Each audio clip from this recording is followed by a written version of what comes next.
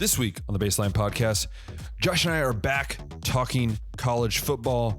We are back in separate countries, but hey, college football brings us together. So we are here talking about week one of college football, specifically breaking down the last conference that we have to, which is the SEC. We talk about every team from both the West and the East, who's coming out on top, who's winning the SEC, who pretty much has a guaranteed spot in the college football playoff. And then we will finish up by talking about the NFC West. We talk about who is coming out on top, and are there any surprises going to be happening? All that and so much more coming up on the Baseline Podcast. Hey, everyone. Welcome back to another episode of the Baseline Podcast. I'm Ben. That's Josh. And we're not at our kitchen table or my kitchen table. Good times. Good times. Also, it's been a crazy couple weeks. So obviously we didn't have an episode last week. We had a bonus episode with my dad. Shout out to Dad for coming up with the most depressing top 5 sports moments of all time. It's just involved losing, I think. Most of Ohio teams losing or something like that. But Josh, how'd you feel about having it? Like, I want to briefly talk about this before we jump into our football talk, our final really big football talk before season starts. How'd you feel about having an episode in person and a couple other, short things, one that hasn't come out yet, but how'd that feel kind of in that region?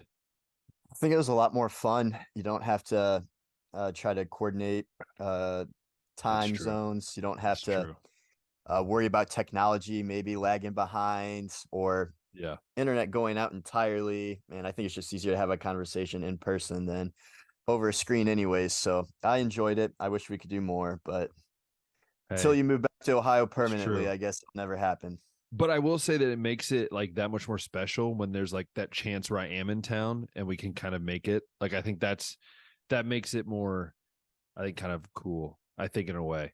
Because I feel like we would say the same thing if I was like, there all the time. And then at one point I would go away for a bit and we do Zoom. And I feel like we might say the same thing. I don't know. That's just my opinion. But again, you know what, Josh? It doesn't matter because you know what? We're not going to count week 0. It's football week, Josh. College football is back. Everyone still has a 0-0 record. It's just weird. But no, college football is back. And Josh, I don't know about you, but I'm very excited, not only because I've started a college football fantasy league that you are in, but I'm also just generally excited for college football to be back. Maybe I think you'll agree with me on this. There's nothing like waking up on Saturday morning, going outside, breathing the fresh air, and then watching College Game Day, or just realizing that college football is here. How are you going to be feeling on that Saturday morning? You ready for those games? Should be a good time. I do have to work Saturday, so I'll get out in time to watch it. I'm so sorry. I should get out in time to watch Ohio State and Indiana. I think Clemson Duke is the night game. Yeah, and then the Florida State LSU is actually Sunday night, so I should be free to watch that one. But yeah, week 0 is here, and my Gators are actually kicking things off on Thursday with a game at Utah. So. Ooh, that's gonna be a good one. Speaking of Florida, Josh, who are we talking about this week in college football? We'll talk about who we're talking about in the NFL in a bit. What are we talking about, and what are we? I mean, we're only missing one, Josh, just one big one. Only one Power 5 conference, the best one for last, the SEC, the Southeastern Conference. Ending it on a high note here with probably 3 of the 4 playoff teams, right? Oh, jeez. Just bury the dagger, why don't you? Kidding. But there are a lot of good teams here that we're going to be talking about today, though. Yeah. And it's the most up in the air, I think, the SEC. I agree. West, at least, has ever been in our lives as college football fans. Yeah, it's weird, Josh. I was thinking about this. I think someone said this the other day. It was one of my buddies here, or one of the coaches I work with, or somebody that said, this is the first year where you look at the SEC and go, it's reasonably like it's the one year where you can look at it and go, Alabama might be the 3rd or 4th best team in the conference. Some might say. I'm not saying I'm saying that. I'm just saying there's a reasonable chance that you have enough of these teams that have been just plugging away over the years, waiting for Alabama to finally fall off the cliff. I think that's the question we'll answer today. Has Alabama slowly starting to decline, or is this was a fluke couple years and we're going to see Alabama back on top this year?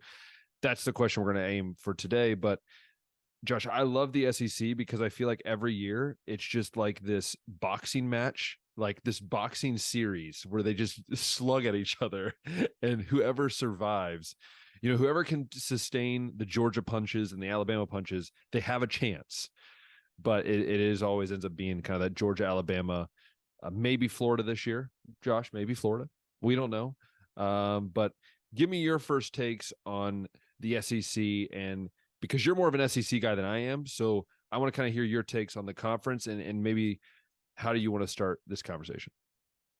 Yeah, I think we can go ahead and start in the SEC West, since that's the division that's definitely more up in the air. I think more people than not would say that Georgia's going to win the East, but going over the SEC West, I legit have no idea if this could be an Alabama division, if this could be an LSU division, if LSU and Mississippi State, or not LSU, if Ole Miss and Mississippi State might even have a shot. I don't know. And even the teams that'll probably be near the bottom, like Arkansas and Auburn, might have some surprises this year. Just Arkansas returning KJ Jefferson and Rocket Sanders. Auburn bringing Hugh Freeze in, finishing with a top 5 transfer portal class, and continuing to build the program back up to where it, or at least it seems to be on the right track to building up where it used to be. And then I didn't even mention yet Texas A&M, who has one of the most talented rosters in the country. But they can't put it together. 5-7 last year. Yeah. So why don't we just start off with who's been the king of this division for the most part of our lives, with Alabama, Ben. Yeah. I've seen people say they could finish as low as 8-4. I've seen some people say they're going to get back to old classic Alabama football when they could win national titles with guys like Jake Coker, when they could make playoff games with Blake Sims, go back to the defensive first, winning in the trenches, more focused on the running game, because Alabama really has been running back for a little while too, it seems like. And we still don't know, as the time of our recording, if Jalen Milroe, Ty Simpson, or Tyler Buckner haven't heard anything. is going to be the week 1 starter. And they don't have much time to figure this out because they got Texas week 2. So they can't be messing around as much as Ohio State has the freedom to, with Notre Dame not being week 4. So that's kind of my general assessment of Alabama. It sounds like they're going to have to be playing some true but talented freshmen this year in their starting lineup.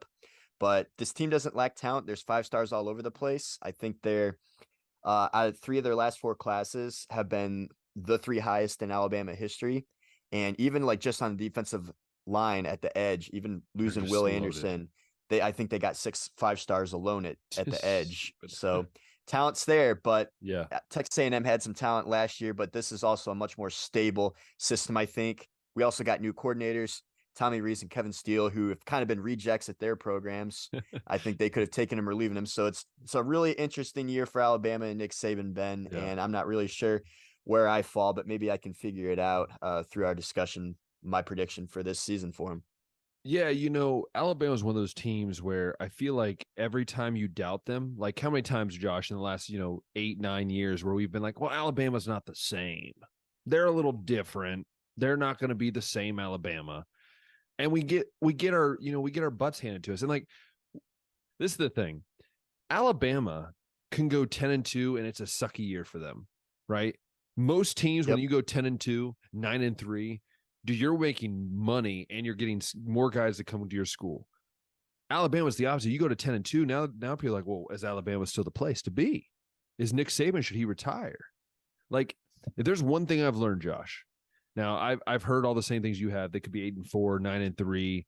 They might not even make it, to the SEC championship game, like whatever. But I'll be honest with you.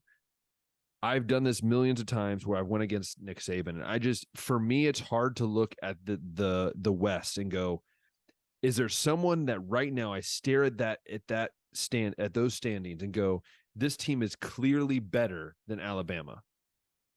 LSU is the only team where I can go, they have a legit shot. But if I look at if I look at the SEC West, Arkansas, nah, I don't see it. Auburn, there's a lot of transition. Maybe they get a something miracle, but let's be honest, probably not. Mississippi State, no. Mississippi, if they have a good year, we've seen what Mississippi can do when they're loaded, when their offense is rolling. Then Texas A&M, like you said, most talented roster probably out there. At least one of the most talented. yet they can't put it together. So I look at the SEC West and go, who is going to, no matter who the quarterback is, I agree with you. They need to figure this quarterback thing out because Texas is waiting there going, this is our year, right? So to me, I think they're going to have to lean on the run game, like you said. That the defense is so loaded. Like you look at this defense, you're like, dude, NFL player, scout team NFL player, but still be NFL player, NFL. Like you just go through this team, kind of like what you do with Ohio State and what you can do with Michigan and what you can do with USC. But it's just that head coaching spot. People have asked me before, if you're an Ohio State fan, people always ask me, would you take Nick Saban or would you take Ryan Day? That is the dumbest question I've ever heard in my life. I love Ryan Day, but I'm taking Nick Saban. He's been there, done that. Right? Like this is a reality thing where it's very hard for me to look and see Alabama finishing. If they do finish, they're only going to finish right behind LSU. But I don't see them going 8-4. Like I think it's just mind-boggling that Alabama goes 8-4. But again, maybe I've been proven wrong, but I'm not going against Nick Saban. Yeah, the one thing that they do have going for them is that all their toughest games are at Bryant-Denny Stadium. So you got exactly Texas. You were at Texas last year, so they get that game at home. Ole Miss is going to be at home. Tennessee is going to be at home. LSU is going to be at home. Yeah. And you know how hard it is to win there. Yeah, Alabama's a tough home crowd. Those are all the toughest games on their schedule. I mean, I guess as far as tough road games go, they do have to go to Kyle Field for Texas A&M, and I believe the last time they were there, that was a loss when Zach Calzada was playing quarterback. Zach Calzada. The Auburn game is at Auburn. Kentucky's at Kentucky this year, so I would assume that those are games that they will be able to handle. But that is the one thing that they got going for them is that all the toughest games are on their home field. Yeah. Yeah, it's just reality, and I think at the end of the day, like, you can't bet against Nick Saban, right? That's just we've all learned that lesson one or two times. It's tough to do. So yeah, it helped me out more if I knew who an Alabama running back was. Yeah, that's true. Like I'm based off track record, like I would assume so, but Jahmyr Gibbs was a transfer. I know, last but I year, also know there are a lot of injuries too. I'm pretty sure in that room. I'm pretty sure they're pretty banged up this fall. So I'm interested to see how that plans out. At least the last I heard. But they had that, I forget the talented freshman name, but he's really good. They have McClellan, who I think is going to be the guy. Downs. Yeah, Downs. Like they have guys. Caden Proctor. Yeah, they have some. I mean, they have talented guys. But again, with that offensive line, dude, I don't care who you put back. Dude, I could be running back, and I think I could get a few yards here and there. So, yeah. Again, I think Alabama's going to finish. I'm going to just predict it. I think they're going to go 11. I think go 11-1. I think they lose to Texas. To be honest with you, I think Texas pulls an upset, but I don't think they lose a game in the SEC. I'm going to go ahead and say they finish 9-3. They're going to take two of these home games, or they're going to lose two of these tough home games, not be able to win them all. And then they're going to lose one of these one-offs that maybe they shouldn't. Maybe it's the A&M game. Maybe it's Kentucky if Devin Leary ends up stepping up to where he needs to be. But so would you say this kind of where I'm sitting right now? Would you say that this is then, like, according to you and according to last year's schedule, or last year's record, do you feel like this is we're nearing the end of this Saban dynasty then? Like, do you feel like we're on the way out of this Saban dynasty? What was it? 11-1 to 10-2 to 9-3. I don't know. I don't know if that's bad enough. Because some would say it is, but some would also say, like, dude, you're 9-3, like, just deal with it, right? Yeah. But it's Alabama football.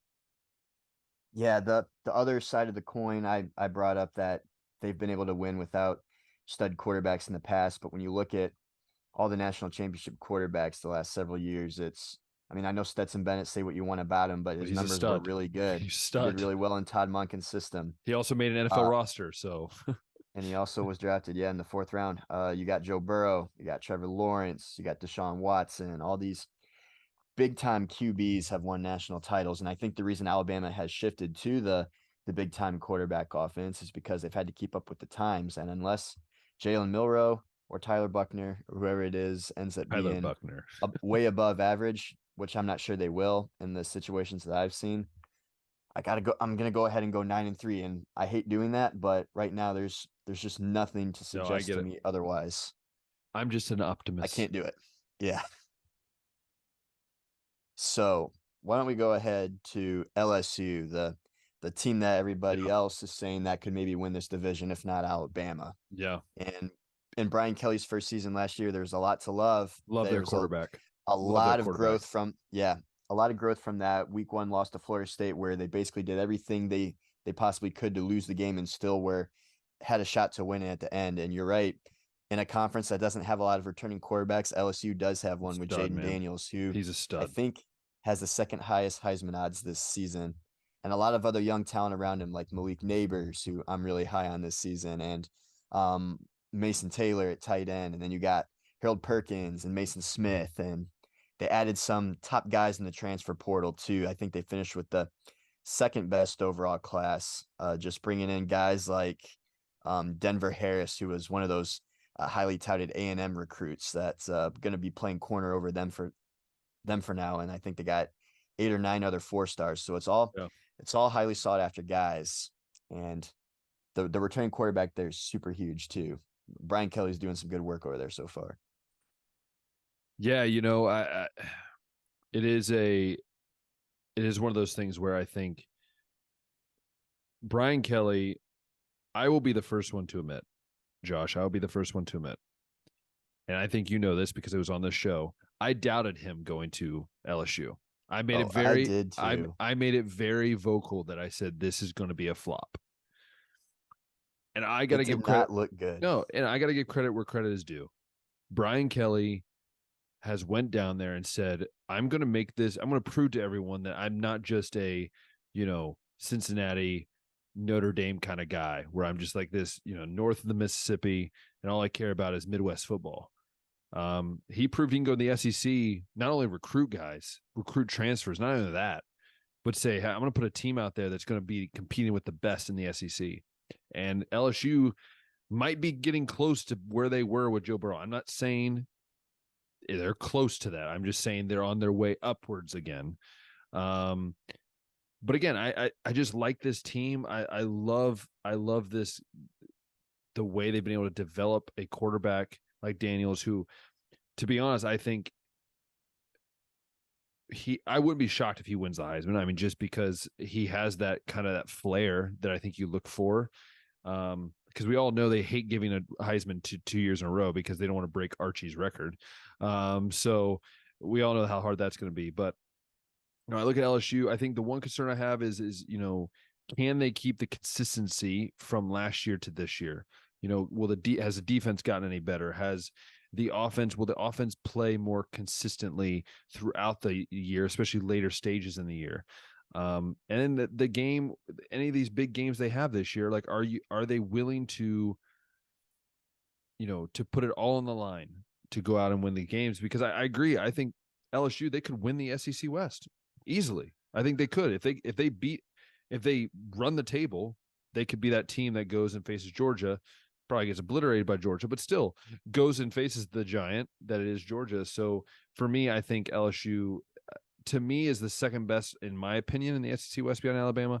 I think LSU finishes like 10-2, or maybe they finish at 11-1, the same record, but they have that one loss in the SEC that would cause them not to make the SEC championship game. But still, I think it's going to be a great season for them. For sure. And back to what you said about Brian Kelly, I also thought it was culturally not going to be a good fit. He came in trying to pretend that he had a Southern accent already, was doing like weird dances with 3-star recruits for videos on Twitter, and it just looked like a mess. And then the first week of the season against Florida State, like I said, the lack of discipline. And then Keishawn Butte basically like threatens to quit the team. And it's like, man, this is just falling apart right in front of us. This is going to be a failed experiment in a heartbeat. But then he ended up following up with what he spoke into existence, Ben. He said, I came to the SEC to beat Nick Saban. And he did it in year 1. He did it. And I think he's proven what he can do. And I really believe that the LSU is going to be that team that will run the table against Alabama to prove that they are the better team. And maybe this is the paradigm shift Maybe this is where Brian Kelly becomes finally the Brian Kelly that wins the national title, and proves everyone wrong. So I'm excited to see what LSU does this year. And again, they are probably, I think for sure, the third best team in the SEC. And it goes Georgia, Alabama, and then LSU in my mind. Yeah, and just running through LSU's schedule, it definitely looks a little easier than Alabama's. You do have Florida State on a neutral site to start, who you almost beat last year. And as high as I was on Florida State in our ACC preview, I feel like that's a game that they can go out and win this season. Yeah. They got Mississippi State on the road. They got Arkansas at home. Ole Miss is a road game. Auburn's a home game. Alabama, like we said, that's going to be at Bama. Florida is going to be a home game, and Texas A&M is going to be a home game. So this is kind of, to me, Ben, looking like it could be an 11-1 or 10-2 year for the Tigers, assuming that everybody steps up the way that they're supposed to. Yeah, and Daniels has to stay healthy. I think if he gets hurt, they're in big trouble. I realize they don't have that depth that I think Alabama has. They do have Garrett Nussmeier at QB. They do. Who played the last 2 games last year, but it's just not the same. Exactly he doesn't give you the same. Yeah. He doesn't give you the same. That's what I'm saying. It's like like the threat to run isn't exactly there. It's not like Ohio State or even Alabama where a guy goes down. You have something very similar, or at least in the same range of what you have before. So that's my opinion. That's my take. Mm-hmm. Well, we can move along to some of these other SEC West teams. What do you think about going to Ole Miss next? Yeah, Ole Miss is a fascinating team. I feel like Ole Miss is just like, it's like the cousin of your family, right? It doesn't make sense. Their team is just a little bit, I don't know. It feels off sometimes, doesn't it? Like when you watch Ole Miss, like it's like they're supposed to be good every year, but then you feel like they don't always meet expectations. At least in my case, I always think Ole Miss is like, oh, this team's going to finish, third in the SEC West, and then they're like mid pack. I don't know. That's just, I guess I always feel like Lane Kiffin is that close with Ole Miss. Like he's that close. He has some very good talent. I mean, I can't think of the running back's name, and he's blanking on me right now. Quinshon Judkins. Judkins. Like I love this kid. Like I've watched highlights of this kid. He is phenomenal. What can you do to get him the ball? What can you do to make sure that ball is in his hands, 80% of the time? And so to me, I think you have to build around that and then hopefully have a very solid defense in order to run the table. Yeah. Lane Kiffin at the helm has done really well, hitting the portal and getting kids over there. And I think he's done enough that he could be a lifer at Ole Miss if he wanted to. I think they like him, and I think he likes it there. There's just the other thing too with Ole Miss. A lot of people I've heard talk about them having the best quarterback room in the country with Jackson Dart over there and Spencer Sanders and the other kid that transferred from LSU, I think, is over there. Yeah, I can't remember his name. Yeah, I know who you're talking about. Yeah, it's not the same as saying that this team has the best running back room in the country, the best receiver room in the country, because you can only have one on the field at a time. And I'm not sure why Spencer Sanders would leave a starting role at Oklahoma State if he wasn't or didn't have like a good indication that he was going to be the starter this season. So, but then why would you bench Dart? Because Dart actually looked good at times. Dart wasn't bad. Yeah. He was a good quarterback, not a great quarterback over there starting for him. And Spencer Sanders is a vet. Didn't really turn the ball over too much. I think that was something that a lot of people good athlete liked and highlighted. Yeah. So I can't remember if Ole Miss has announced the starting quarterback or not. I don't think they have. I haven't seen anything. That's another one that I just thought of. We mentioned Alabama being one of those bigger programs. Let me see if I can find a Ole Miss starting quarterback update on Twitter here real quick. If not, then we can speculate. It's not Twitter anymore. It's X, Josh. It's X. Every time I see the logo, I'm like, what the heck is this app? At least as of Monday, no starting quarterback has been announced yet. Can we also talk how we always call it Old Miss, but it's just Mississippi? I always thought it was It's weird. on all their merch. It's on all their merch. It's like Mississippi University, but it's Ole Miss. Anyways, that just threw me off for a second. Speaking of Ole Miss, I think they've had more drama not involving their actual team, but a former player than their actual team has even gotten the spotlight, involving Michael Orr. Like I feel like that's gotten them more drama than anyone looking at their team generally now.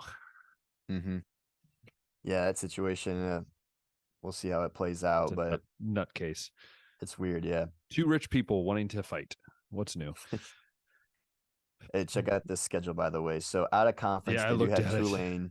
Yeah, Tulane's going to be a tough G5 That's a tricky game to one. win. That's a tricky one. Yeah, that one's neutral site. It looks like at New Orleans too. They go to Alabama. They get to host LSU, as I said. Loss. They'll also get to host Arkansas. They got to go to Auburn. They get to host Texas A&M. They have to go to Georgia, cross division. I think and at the end of the year they'll be at Mississippi State. Is it bad to say they might only win 7 games? I think they only won 7 games last year.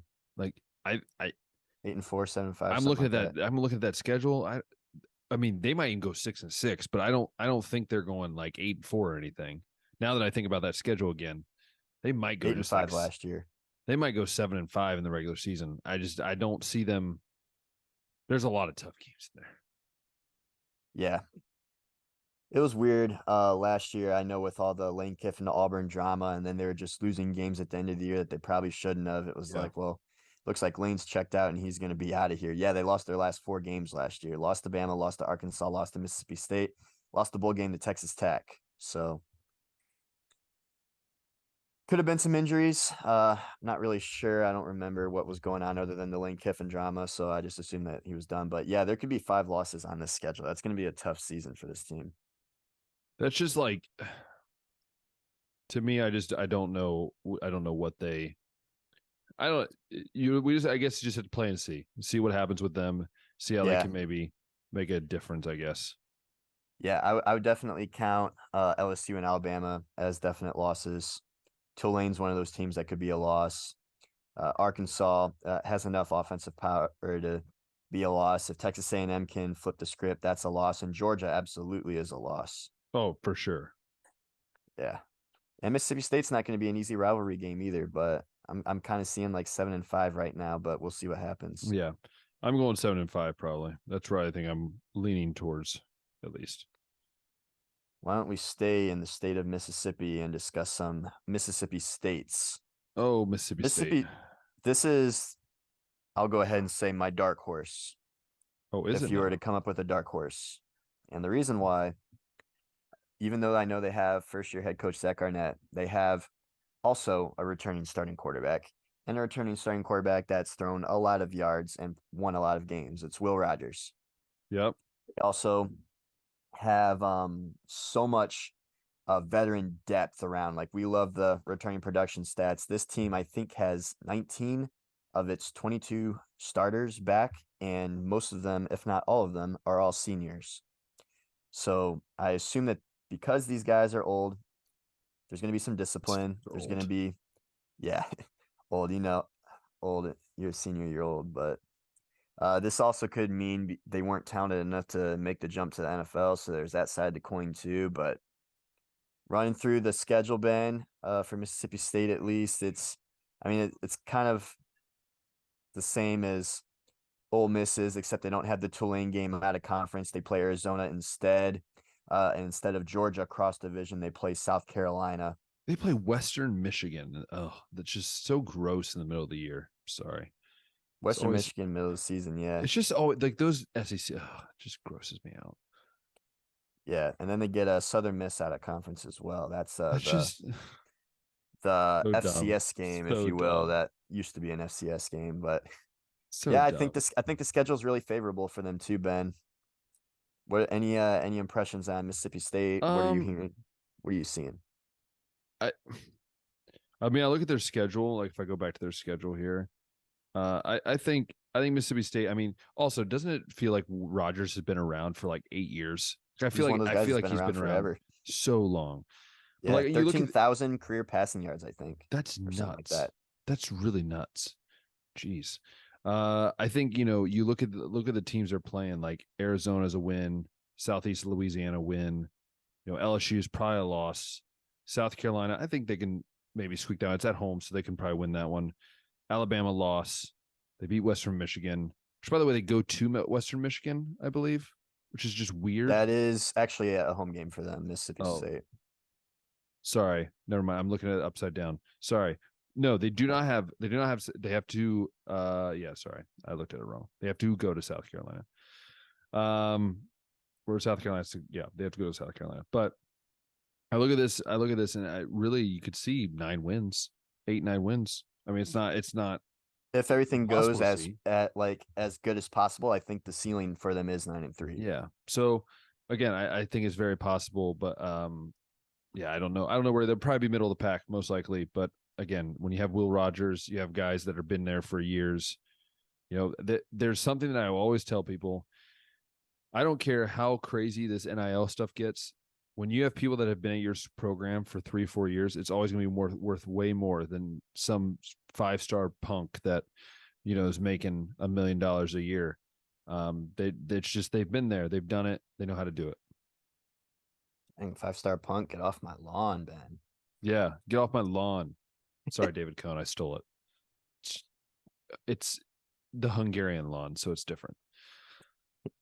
It's different. What you think of Texas A&M?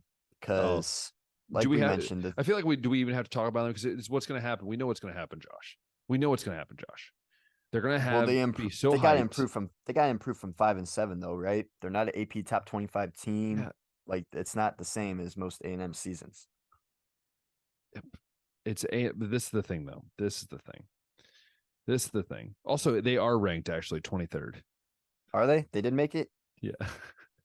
I told you, like I said, this team, they just. I think they started off 6 last year. They somehow keep around. But no, I think in general, I think we both can agree Texas A&M should be the second best team in this part of the conference. Probably should. If you if you look on the sheets, you know, sheet of paper. But I think at the end of the day, this team is maybe. I don't know if it's a Jimbo problem or if it's we're trying to sell a very good product, but that product is flawed. And what do we do to fix it? Have they found those pieces that fix that problem they've been having? What is that problem? And so to me, I look at the roster, like everywhere you look, like they're loaded with 4 or 5 5-stars. You know, every position it feels like. So it's not like the talent's not there. I think it goes back to coaching and how to properly use guys. And I think that is where the biggest struggle is for Texas A&M. So at the end of the day, I think if they can do that, then they have a very good shot.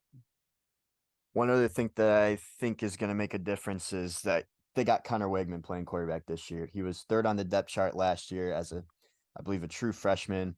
And he comes in at the end of the season after they try the Haynes King experiment and that fails, and Max Johnson can't quite get it done either. Wegman comes in and wins the LSU game. So that is who they got leading the way this year, coupled with Bobby Petrino being hired in to be the offensive coordinator and call the plays. It looks like Jimbo has faced the facts that the game has passed him by, and he's moving into more of a CEO role, which he definitely needed to do. Well, I don't know about that. I feel like no.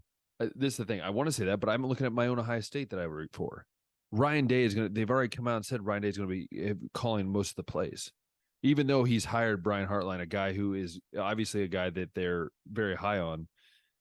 There's just something about people like Ryan Day, like Lincoln Riley, and like Jimbo Fisher, that it's in their blood to call plays, and sometimes they just want to. So, yeah, it's going to be hard for me to believe that he's going to have no say at all and not really call any plays during the game. But maybe that's just me. But it also wouldn't shock me if Jimbo, like if they start off 2-2 with losses to Auburn and Miami, that he hijacks the offense again and then just make sure that they don't win a game the rest of the season, you know? Oh, for sure.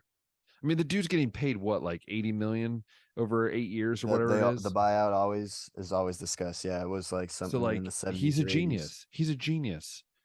He can have a terrible year, but they can't afford it. They can't afford to fire him. It's genius. It's such a smart man by his agent. Bravo, whoever that is. Can you please come do my contracts? Please. Sign me up. I'll take the buyouts. I'll tell you what, though, Ben.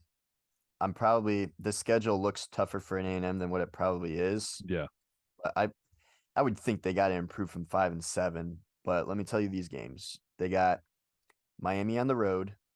They've got Auburn at home. Arkansas on a neutral site at Arlington, Texas, AT&T Stadium, Jerry World. They got Bama at home, as we mentioned earlier. Yeah. They go to Tennessee. Mm-hmm. They get to host South Carolina. They go to Ole Miss. They host Mississippi State, and they go to LSU. Pretty similar schedule to last year that they went 5-7 on. I see 7 wins. I think they have to go 7-5, right? Yeah, I think it's like 7. At the very least 6-6. Like you improve by one game after all the changes, but like last year, some of these games were toss-ups that probably shouldn't have been. Like as bad as Auburn was last year, I think that was a loss. I think South Carolina was able to get him last year, if I remember right. There's just games that they were losing that they shouldn't have lost. Yeah, I think 7-5 is reasonable, and that puts you in the middle of the pack, I think, in the SEC. And so I always say a 7-5 SEC team can probably beat a lot of 10-2 teams in any other conference. So right. It's really hard to go, wow, your team sucked this year. Well, maybe in your standard, but in most team standards, that's a pretty good year.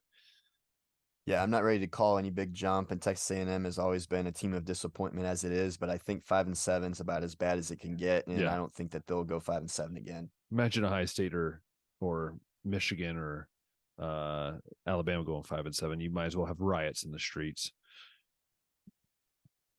Let's bring up Arkansas now, because everybody always talks about what a difficult schedule Arkansas always has to deal with. Yeah. And it looks like it could be the case again. You get KJ Jefferson something about back. them pigs. Something about them pigs. Something about the pigs, man. BYU's out of conference. They get LSU on the road. They got to play A&M, Ole Miss, Bama, Mississippi State, Florida cross division, Auburn, and then Mizzou. Florida's an easy win. Florida's an easy win. Florida's an easy one, but yeah, that's all we'll say. Can we give props to Josh for just talking so highly about these other SEC teams when he just knows in his heart how bad Florida could be this year? We are going to also talk about how tough Florida's schedule is too, because that's one of the hardest ones in this conference. And then we're going to have the conversation about how most 5-7 SEC teams could beat most 10-2 teams. Up to you, but that is true. KJ Jefferson, Rocket Sanders, that's got to be one of the best returning quarterback, running back duos in the country, I would think. But how far is that going to get you? And they also don't have Kendall Briles as their play caller anymore. He went off to take I believe the TCU job. But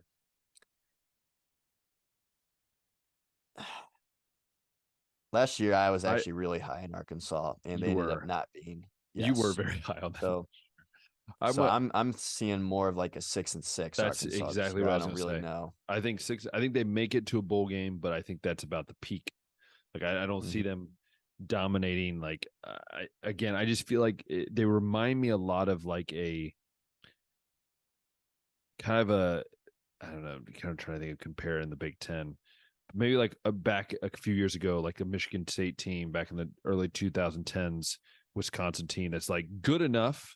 They could go 10-2, but at their least amount of strength, they'd be like a 6-6 team. So that's what I feel like. I feel like this is a team like KJ Jefferson to me is one of the best quarterbacks in the SEC, like for sure. But what weapons are going to be there for him? Like who is going to step up this year? That's the question that you have to ask: is who's going to be that guy? Yep.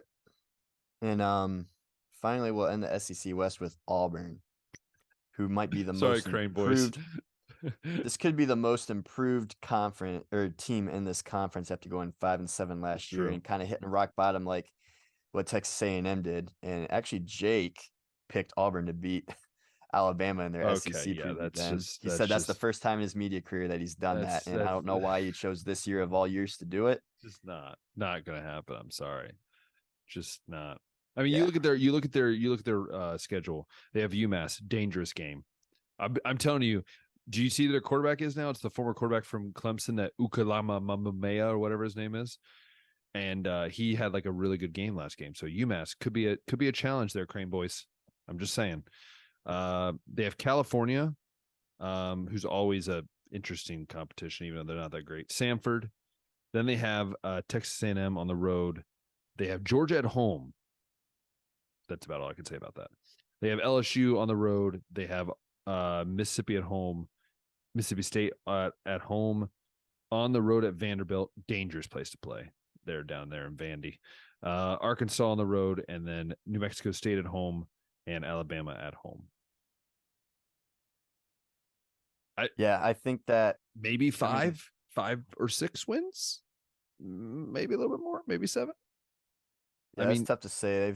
UMass, I think they go 3-0. Really well. I think they start 3-0. It's possible. And they lose 2 in a row. No, 3 in a row. They go 3-3. No, make that 4 in a row because they lose to Ole Miss. And then they get a maybe 2 wins. Yeah, I'm thinking like 7-5 at best, but probably more 6-6. Yeah, I think this is a really nice stepping stone that Hugh Freeze is taking. I think that this is going to be a project that's going to take a little bit, but Auburn's been a program that you can win at. They definitely care about their football and make it easier for the coaches. Yeah. Gene Chiswick's been able to come in here and win. Gus Malzahn's been able to come in here and win.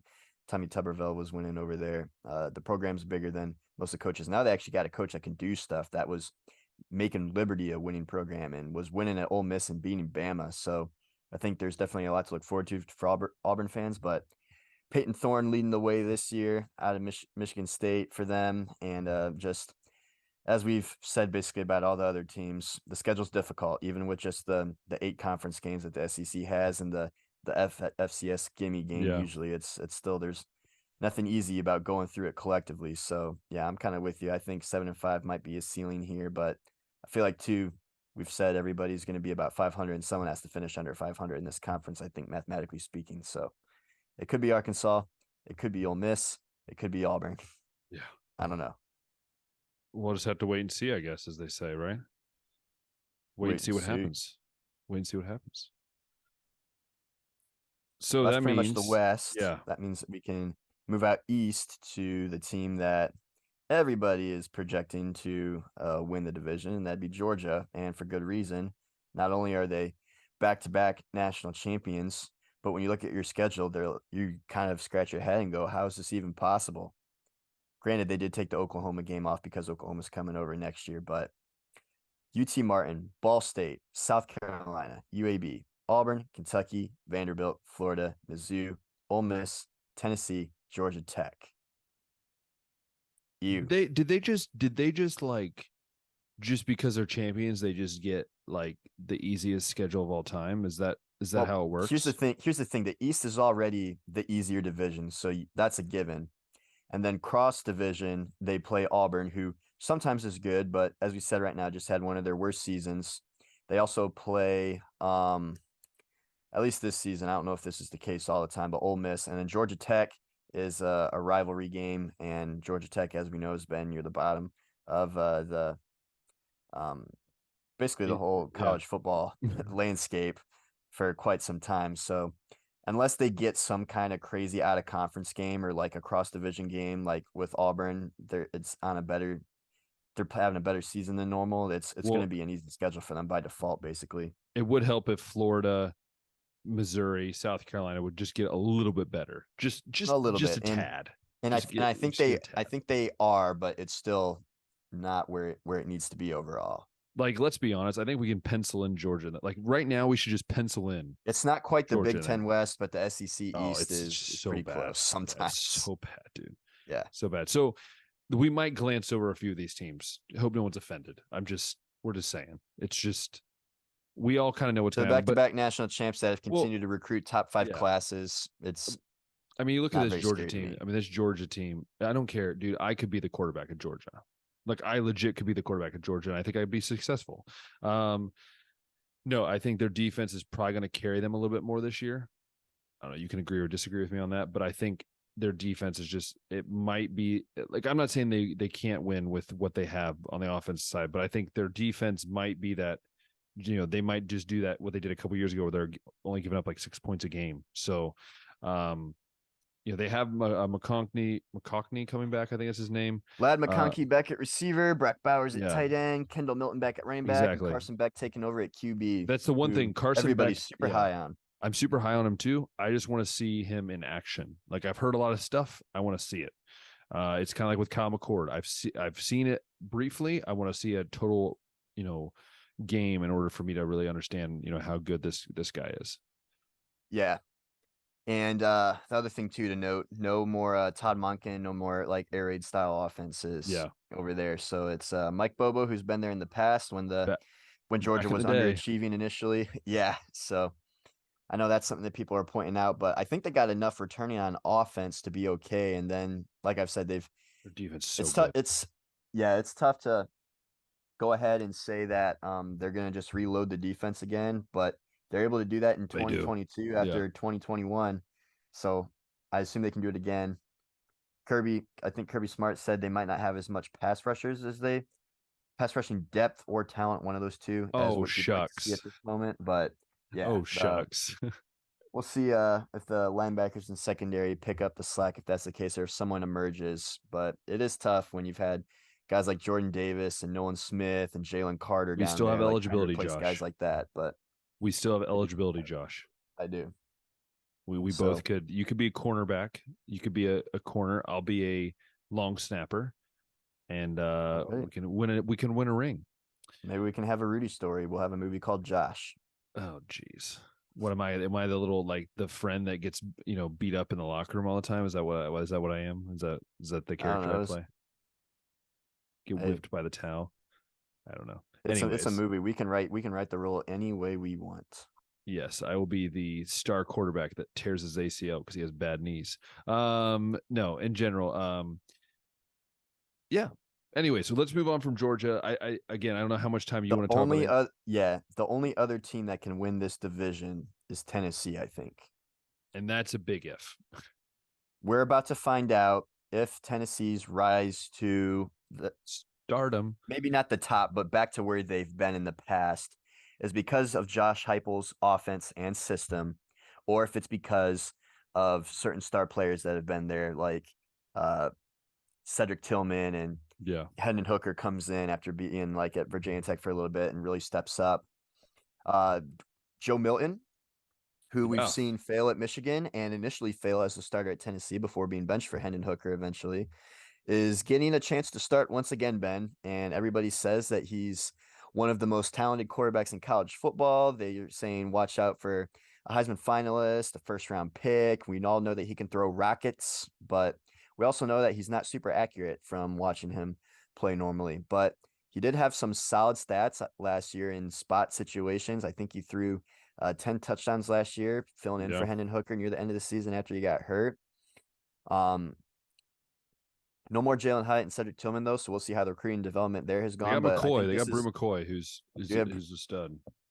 that is the lone receiver that they have returning. So I think this is the year that we're finally going to figure out. Uh, I hope that since Joe Milton's 30 years old, he finally has a good season in college football, like Stetson Bennett Well, and it's other longtime starters have in the past. But this is the year that we're going to find out really what Josh Heupel's made of. I think. well, it's like what I say. When you go to Michigan, you go to die. No, I'm just kidding. Not really. No, Tennessee's one of those teams where it's like it feels a lot like the Michigan State team from 2 years ago or 3 years ago that won out and competed very well in the Big Ten. They were almost made the Big Ten championship game. You thought that was the team, when they had Walker and those guys from like 2 years ago, and then they fell off the face of the earth. Right? They showed that they were not necessarily the elite team we thought they were. That's my question for Tennessee.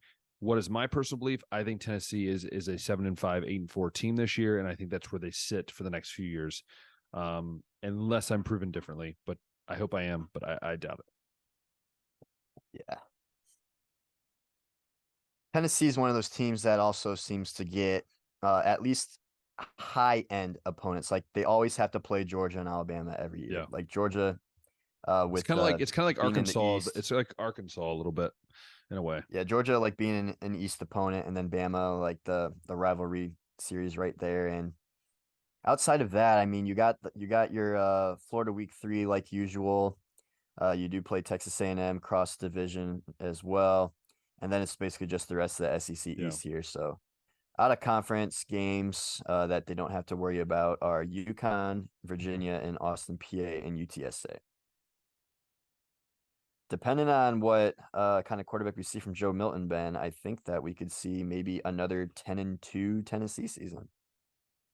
Yeah, I'm not If I going to do go. say so. I'll go 8-4, maybe 9-3. That's what I'll go with. 8-4 or 9-3. Where are the losses coming outside of Georgia and Bama, I'm assuming? So I'm gonna go with hold on, let me pull it up. I had it up and I lost it. Where is it? It's here. It's here. It's here. Come here. Come here. There it is. There it is. Or Tennessee. are you not counting Bama as a So loss? Virginia win, Austin PA win, Florida win, UTSA loss, South Carolina win, Texas A&M win, Alabama loss, Kentucky win, Connecticut win, Missouri win, Georgia loss, Vanderbilt win. So maybe 9-3 would be where I think they squeak it off. Yeah, I think if you're Tennessee, like I said, that's depending on if Joe Milton ends up being like this great quarterback, which we're not sure about. So I might be okay with 9-3, but I think also that some of these games are winnable, even regardless if Joe Milton's not as good as Hendon Hooker was last year. So I'm thinking 10-2 is possible. 9-3. I wouldn't say anything worse than that though. Yeah. Agreed. Should we finish up our SEC talk with Florida and then we can move to our NFL topic?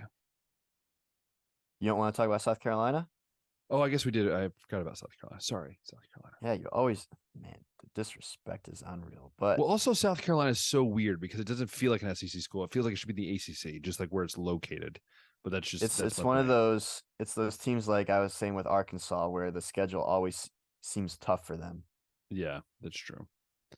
They play North Carolina week 1. They have Spencer Rattler back, who's back for his 30th year. Spencer Rattler's back. Yep.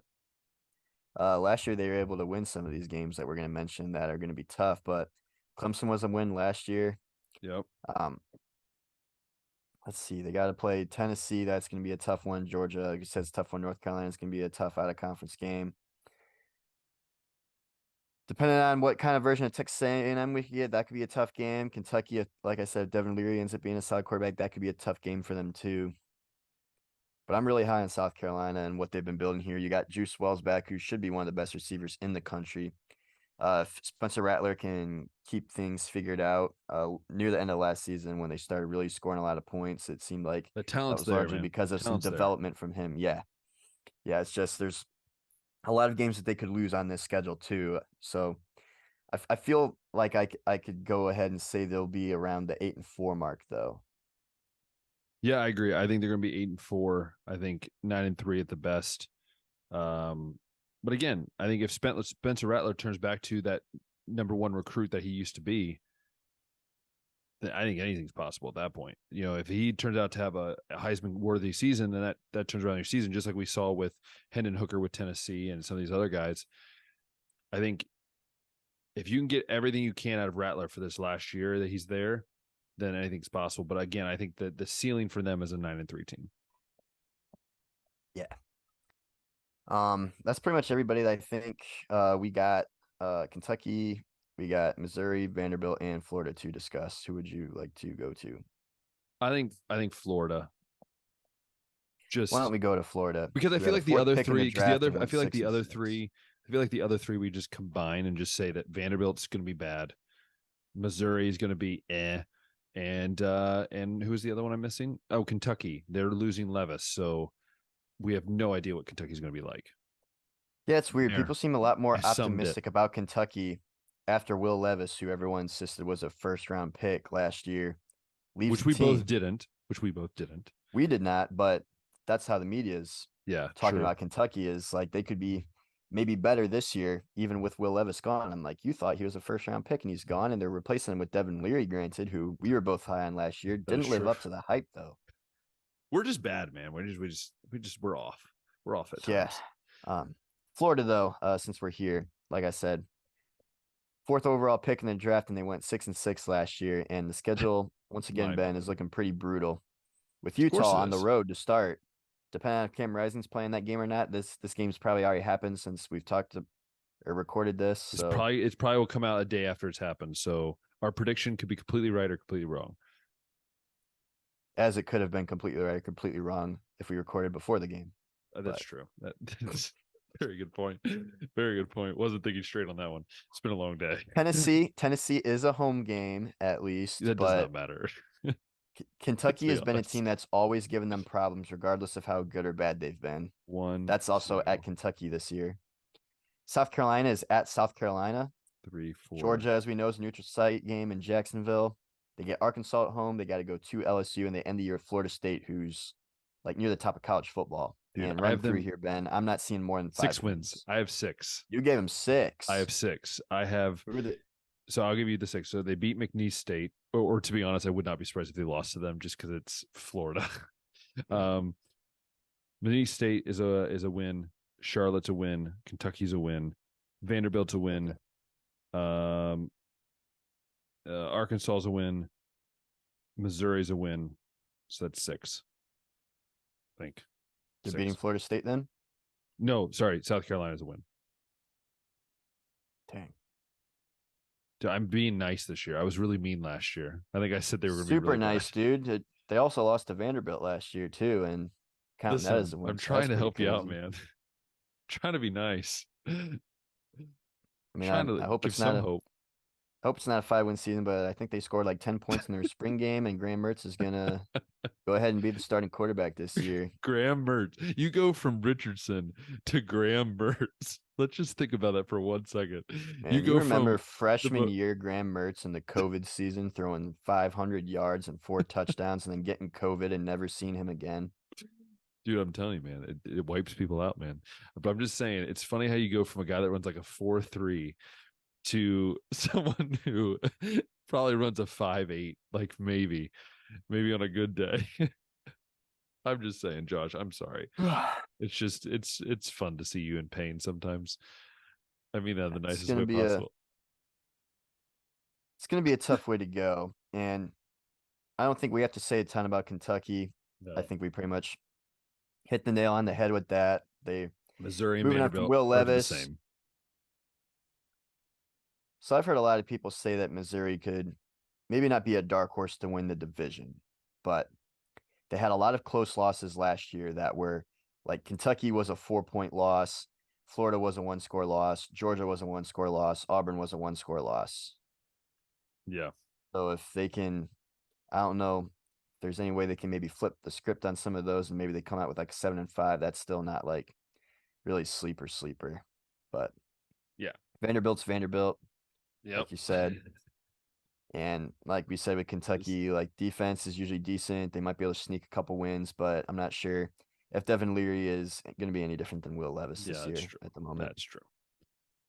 That's the SEC. So that's pretty much SEC talk. So it sounds like we are going to have Georgia coming. Yeah, we got Georgia coming out of the East, and I think I have LSU coming out of the West, and you have Bama. Yeah, I have Bama. I think it's Georgia, Bama, but then I still think Georgia's winning. Georgia's going to win whatever game that is. Georgia winning the SEC no matter what. Yeah, I don't even think there's going to be a. Then again, I've been wrong in the past, so it's not really much. I feel like if I get 11-1 LSU, if Daniels is playing at a Heisman level, then maybe. But then again, I don't know. Yeah, I'm actually going to go ahead and go Georgia to win the SEC again. There we go. That's our SEC talk. That gives us SEC talk. A brief time to talk about an NFL conference. And just so you know, if you're wondering, because I've actually had a question about this, Josh, and we haven't talked about it at all, so I'm throwing this at you now. We haven't talked about it at all, so those of you that are listening or watching, I know last year, the whole year, one of the exciting things that Baseline Podcast did was we released our top 5 Heisman rankings every week and our top 5 power rankings every week, which Josh and I have not talked about at all, like literally until this very moment. So we're not going to give you them today, but what we will do is we will maybe do them, maybe not the first week because it's very close to the first week and I don't really want to cram things. But maybe what we'll do is we'll wait until after week 1 and then we'll give you our predictions. How do you feel about that, Josh? I know I'm throwing that at you all at once, but how do you feel about doing it for starting from after week 1, giving our chance to watch Doing things. it after week 1? All right. Well, we can go ahead and start talking about after week 1. I'm going to give some more thought to it and come up with an initial 5 for week 1 that I will say what it was and if anything changed after week 1.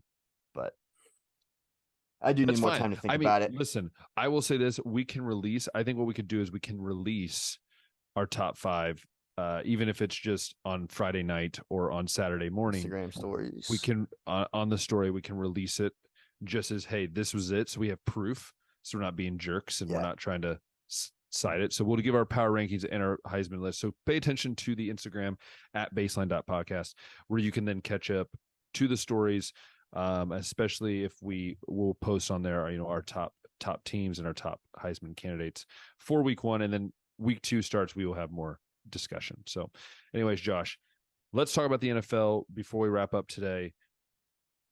But again, just so everyone knows, we're college guys. So we like college football a little bit more, I think. Just a little bit more. A little bit more. I'm not sure how much in-depth stuff we're going to be talking about with the NFC West, but I will say that I'm still super high on the San Francisco 49ers like I was last year.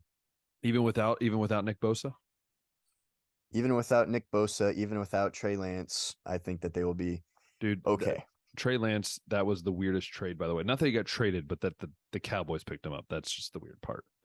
Yeah, there's just still, like, you run through the offense, there's top 5 guys in the league at all the positions. They might have 5 of the top 20 players in the league. Yeah, on offense. When you look at Trent Williams and Christian McCaffrey and Deebo Samuel and George Kittle, it's like these are all guys that are near the top of their positions. Running back, fullback, wide receiver, tight end. What is Deebo Samuel? They have George Kittle. That's the. And then you got other weapons there like Brandon Ayuk and Elijah Moore and Brock Purdy did just fine leading them last year, and I think he's going to do it again. Kyle Shanahan's just that good of an offensive genius, man. It's like you give that guy a defense, and which the 49ers do have, and he can work with it. Yet he couldn't get Johnny Manziel to thrive in Cleveland. He could not, but he could get Brock Purdy to win a playoff game. That is true. So do you want to start with the 49ers then? Shall we start with the 49ers?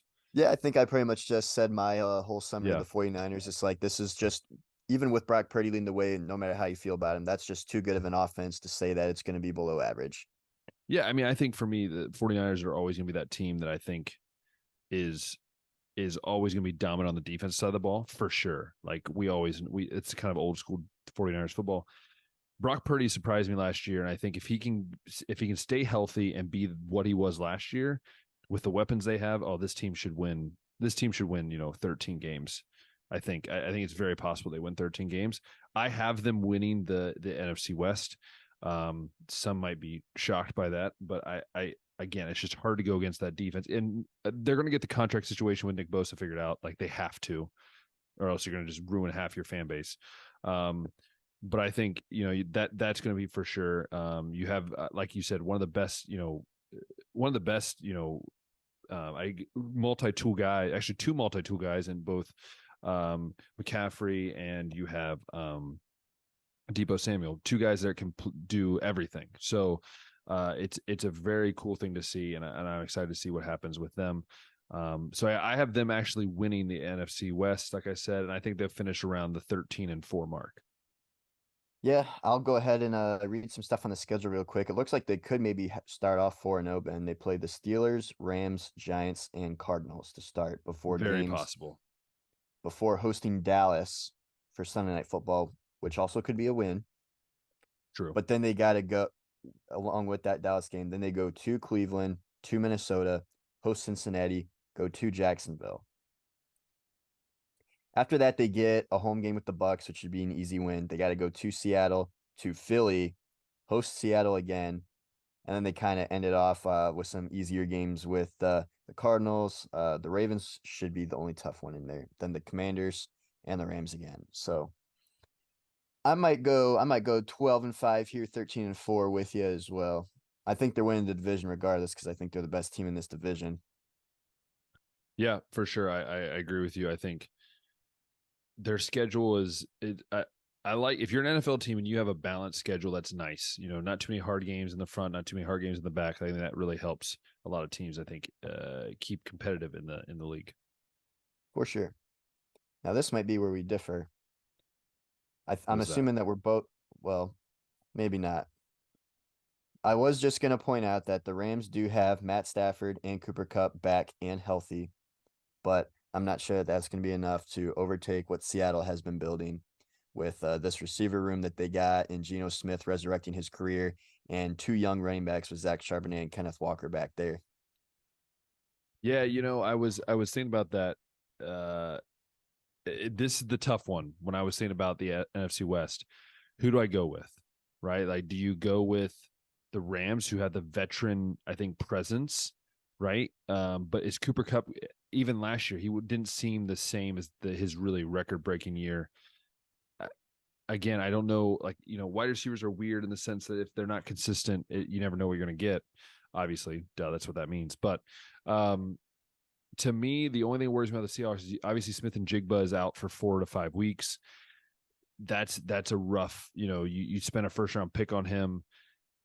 You really, I think, would like to have that kind of that third option outside of, Lockett and what's his face? I can't remember his name now. Wide receiver, big guy. DJ, no, DK Metcalf. There we go. DK Metcalf. So I think you have to look at the Seahawks team and go, with Smith and Jigba and with some of this other talent, they're up there. My thought is, though, I'm going to go, I think, with the Rams edging out the Seahawks. I think you're going to see the Rams go probably, I'm guessing, in the 10-7 range. Maybe they go 11-6, but I think the Seahawks are right behind them, at 9-8 or 10-7 as well. So I think those two are very neck and neck, but I think I'm going to have to give the edge to the Rams with just Aaron Donald, the linebacker core, the DBs team to be getting. They may not be as great as they've been. The offensive line might not be as great as it's been, but I think you can't go against what the Rams have done over the last few years. And I think you go with that reputation over the Seahawks, who are still, I feel like, in the building phase of their franchise. Mm-hmm. Yeah. Seahawks got. I mean, like every NFL team, they got some difficult games on this schedule. They start off with, they start off with the Rams at home. Then they got to go to Detroit. They get to host Carolina, go to the Giants, go to the Bengals, then host the Cardinals again. Then they host the Browns, go to Baltimore, host Washington, go to the Rams, host the Niners, go to the Cowboys, host the Seahawks, host the Eagles, go to Tennessee, host Pittsburgh, end at Arizona. Yeah. Just eyeballing that, I think that could be an 11-6. But yeah, 10-7, maybe more 10-7-ish. Could be 11-6, 10-7. Yeah. But I think it's still a winning season. Like, I feel like they're on the edge of the playoff picture. Mm-hmm. I feel like. Yeah, it seems like that 10th win is the magic number, especially like in the NFC where there's not as many good teams like the AFC. Yeah, agreed. So I assume that means you got the Rams at third, like I do. Yep. I want to say Rams at, well, never mind. Oh, it's so tight. I mean, again, like I said, I gave the Rams. Do you think edge. the Cardinals will finish over them? No. I mean, like, I think between the Seahawks and the Rams, like, I feel like the Rams might have a slight edge over the Seahawks, like just slightly. Like, to me, it's like either way. I feel like I could flip a coin with those two, but I'm gonna go. Gotcha. I'm gonna stick with the Rams at 2, Seahawks at 3, but by like maybe a game, and then the Cardinals, they might win 3 games, maybe 4, maybe less. Yeah, the Cardinals are just on a fire sale. We don't know when Kyler is going to be back, but it looks like Josh Dobbs is going to be the starter in the meantime. Who, while is super smart and a rocket scientist, isn't really a guy that you want leading your team, especially when you got really no weapons around him or anybody on the defense to keep things interesting. Oh yeah, for sure. So I'm gonna go with that. So I'll go with Cardinals at, well, the thing about the Cardinals too is they got, they're looking at a good old Williams over there at USC going, hey, you're not too far away. All you got to do is just move down a state and you couple states and you're here. So I think Caleb Williams is going to be the new Arizona Cardinal quarterback for the future. And if they get the second pick too, then they might have him and Harrison 1-2. That'd be a heck of a combo right there. I'm just saying. I think the only thing for Cardinals fans to look forward to is hopefully Paris Johnson ends up being a left tackle that you can rely on as a staple for the next decade. That is true.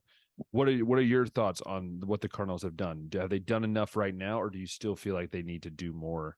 Like when it comes to building, do you think they built the right way, or they should have went a different direction instead of getting Johnson as your I tackle? think they're just going like all out fire sale right now to make sure that they do get that number one pick. So there's not really anything that's convincing me. Like initially when everyone was saying Arizona, I was like, Arizona though, really? Like, are they going to be that bad? And I mean, they're seems like they're making sure of it. Yeah, They agreed. might win a few. They might win a few games once Kyler gets back, but I still don't know what week that's going to be in. Yeah. And even still, it's like Well, and they Kyler cut hasn't guaranteed and winning seasons for them. and they cut Colt McCoy. So they're going with Yep. Josh Dobbs, the Browns quarterback who they just traded for. Like, huh. It's interesting decision, but I understand it, I guess. You're just trying to Mm-hmm. tank as best you can. Hey, we're Browns fans. We've been there. We know how that feels. We know tanking. We went 1-31 over 2 year span. And yet Jackson still believes that he did the best job he could. Don't believe it at all. At all. Me neither. Well, anyways, Josh, you look at this college football season. All right. And I know we'll finish up here in a minute or so. But I want to ask you this question. What are you most looking forward to for college football season? As it's starting this week, as people are listening to this episode, maybe on Saturday morning before these games start, what is one thing you're looking forward to for this college football season? Is there something that maybe you're looking forward to? It doesn't have to be the games, but maybe it's just an atmosphere or the feeling of college football, or what is that for you? It's that this is the last year that college football is going to be around as we know it. Mm, that's And I say that powerful. because while the transfer portal has made college football different, and there's been a couple teams that have jumped conferences that has made it different, and NIL is in all college sports now, so it's been a little different. This is the last year that we're going to have the 14 playoff, the main Power Five conferences, no mega conferences. Uh, it's going to look a lot different. Like this is the biggest leap towards like a minor league NFL system. I think that we're going to see in the next year. So this is the last year that we know it, Ben, as college football fans, and hopefully all these changes that we're seeing could present a lot of negatives, end up being positive for the sport, but not too optimistic right now. So this season is going to be, I mean, it's going to be the last one of its kind, if you will. Whether it's the last time we have good college football or not, and it gets better, this is the last version or the last time we're going to see this version of college football. It is really shocking to me about thinking about how much college football has changed since we were kids. And I was going to say something a little similar lines to you, but I guess what I'm most looking forward to, I guess, is the feeling of college football. Now it's different for me. Now, many of you listening are from the United States. 95% of you that listen, you either know us or you grew up around college football. But I live in Europe, and so it's a lot harder for me to wake up on a Saturday morning and go, I'm excited for some football, right? Because outside of coaching American football here in Budapest, Hungary, and feeling that when I go onto the field every single time I coach or we're at practice or there's a game or whatever it is, there's something about I miss it a little bit, that feeling of walking outside and hearing College Game Day in the background or whatever. But I guess what I'm most looking forward to is just watching the atmosphere of all the games and reminding myself how much sports bring people together. And I think back of there's a song there's many songs that you hear about people talking about college football, and it's true. It's the one thing that I think anybody from any side of the aisle or whatever it is can come together and root for something. And so to me, I'm just excited for the atmosphere. I'm excited to watch some games, even if it's 3:00 in the morning, my time. And Josh is texting me saying, "Hey, you watching the game?" Be like, absolutely. Don't care if it's 3 a.m. on a Sunday morning, but people at church just have to deal with me being grumpy. No, I'm kidding. But no, in general, it's an awesome time of the year. So with that being said, Josh and I will get our heads together. We'll put our list together of our top 5 candidates for Heisman Trophy and for our power rankings. We will post that on the story. We won't make an actual post, but I will, and Josh and I will make it so that way I can then post it on our story. at baseline.podcast. And if you loved watching this episode, please give us, feedback. But especially if you could give that a thumbs up, if you like it. And if you want to subscribe, that'd be awesome too. That just allows us to see that you're enjoying what we're doing. Comment below your favorite thing about college football. Comment that below. And if you're listening to on Apple Podcasts or Spotify, make sure you share it with your friends and family and give us a 5-star rating, because we are 5-star guys. Sorry, that was a cheesy line. But anyways, we hope that you have a great rest of your weekend. Stay safe. And until next time, we'll see ya.